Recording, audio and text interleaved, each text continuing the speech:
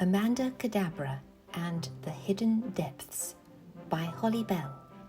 Read by Holly Bell. Chapter 1. The Missing Piece. Had she heard it, felt it, or sensed it? Time stopped. She caught Jonathan's eye as he stood still with a slight furrow between his brows, and then the moment was whirled away in the bustle of the event. That was when it must have happened. All Amanda Cadabra could tell Detective Inspector Trelawney afterwards was that Jonathan had been there. Inspector Thomas Trelawney of the Devon and Cornwall Police passed a hand through his light brown hair and wondered if he would ever get used to interviewing dead people. Especially so, the white-tressed and victory-rolled lady seated ramrod upright beside him upon the chintz sofa of number 26 Orchard Way on this February afternoon. He reminded himself, as he added 2 sugar lumps to his tea, that the politically correct term for deceased was transitioned. "You're looking well, Inspector," the lady commended him in cut-glass English tones. "No one would put you a day over 40, and I'm sure you look quite 10 years younger." "Thank you, Mrs. Cadabra." He wondered at her affability. "Surely the inspector is barely a day over 40, Granny," pointed out Amanda, pushing her untidy mouse-brown plait back over her shoulder and handing him his favourite shortbread. "I do hope that was an attempt at a compliment. Anyway, you know why he is here." "Once again, my dear, you confuse the state of what is so indelicately referred to as death with omniscience. I believe I have made full disclosure of the events leading up to the incident, at least my part in them." A tall, silver-haired man, seated in an armchair on the opposite side of the comfortingly blazing fire, was appearing as solid and unghost-like as his wife. Perrin Cadabra was gently splitting a scone with a porcelain-handled knife and looked up mildly at his wife's words.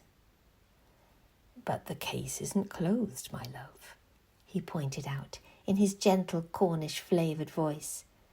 "Not until they have the last bit of the picture." "Yes, Granny," Amanda put in support of her grandfather's observation. "We know what you intended and why, that you planned to send the minibus, carrying the whole of our family, loath as I am to own them, over the cliff that day." "But I was rudely preempted," said Mrs. Senara Cadabra, née Cardiubarn, indignantly. "If I had known the letters would be hijacked—" Perrin met the eyes of his granddaughter and the inspector. All 3 of them shared the unspoken thought. Senara balked at the notion that she had been bested by a flamgoyne. The house had been the rival of the Cardiubarns for centuries. Senara's own homicidal clan should have perished at her own hands. She had gone to the trouble of setting up a booby trap on that treacherous Cornish bend, had lured her venal relatives into a journey that hinted at great financial reward, and been thwarted. Before the trap could be sprung, the ordinary letters of invitation that should have gone out had been replaced by magical parchment. Each sheet had released a toxin. That had put an end to them all before ever the minibus hit the sharp crags at the bottom of the sheer drop.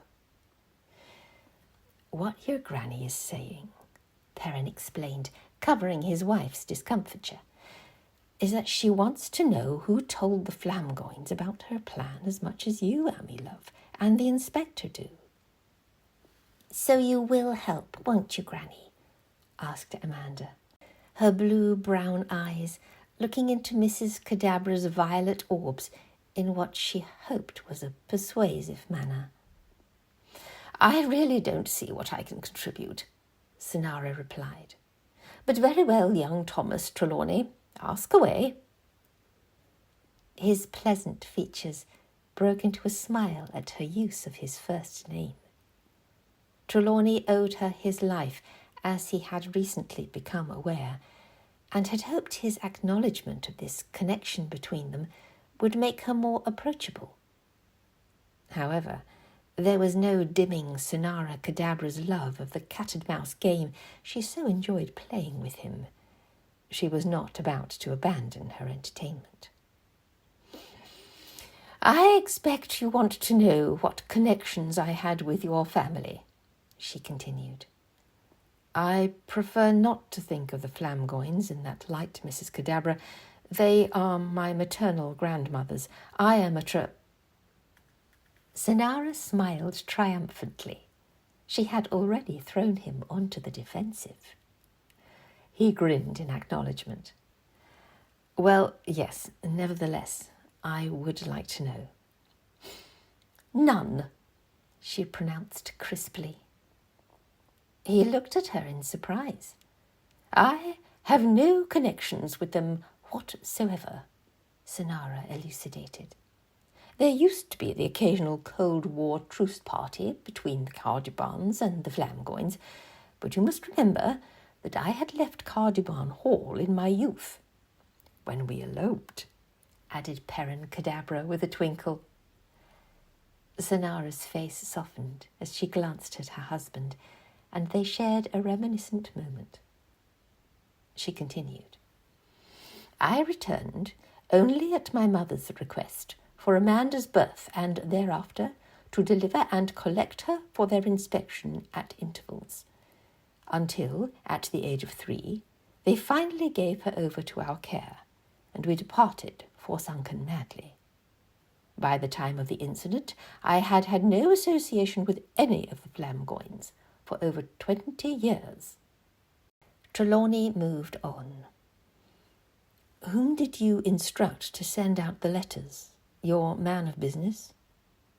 "I had absolute confidence that the person I used would be unwaveringly loyal, thanks to adequate intimidation and a great deal of money. Unlike your Flamgoynes, we did not enslave our servants and staff with enchantments. Promises of reward for loyalty and recompense of another kind for the opposite were always more than enough." "Did your solicitor visit you, or did you attend his offices?" inquired the inspector. "The former." "Could anyone have seen him enter or leave, or overhear your conversation?" "I was circumspect, naturally, but it is possible," conceded Mrs. Cadabra. "May I have his name? And where exactly were his offices?" "Does it matter? It's not like you could conduct an interview or alibi anyone at this late date." He gathered, rightly, that Mrs. Cadabra was not going to identify her agent, and went on to his next question. "Is it possible that a Flamgoyne or one of their staff could have overheard or listened into your conversation that day?" "Well, the room could have been bugged, I suppose." Trelawney tapped a finger on the arm of his chair as he thought. "There is one person who may have information about Flamgoyne presence in the town that day." "You mean?" "Pascoe, Flamgoyne." "The family retainer?" Mrs. Cadabra looked surprised. "Good heavens, is he still alive?" "He's the estate manager, actually. Yes." "Would he talk to you?" she asked sceptically. "Perhaps. There is one person he would talk to. The person who is now head of the Flamgoyne family since the dear Amanda wiped them out single-handedly," Mrs. Cadabra replied gleefully. "I did no such thing, Granny," her granddaughter protested. The inspector firmly brought the conversation back on track. Mrs. Cadabra, you are right in one respect. As far as we know, all Flamgoyne descendants are deceased, incapacitated or absconded. The person who has inherited from Lady Granetta is... Don't tell me, chortled Sonara. Oh, that's rich. Quite, Trelawney agreed, ill at ease. Greatly diverted, Sonara clasped her hands. It is, isn't it? Your father.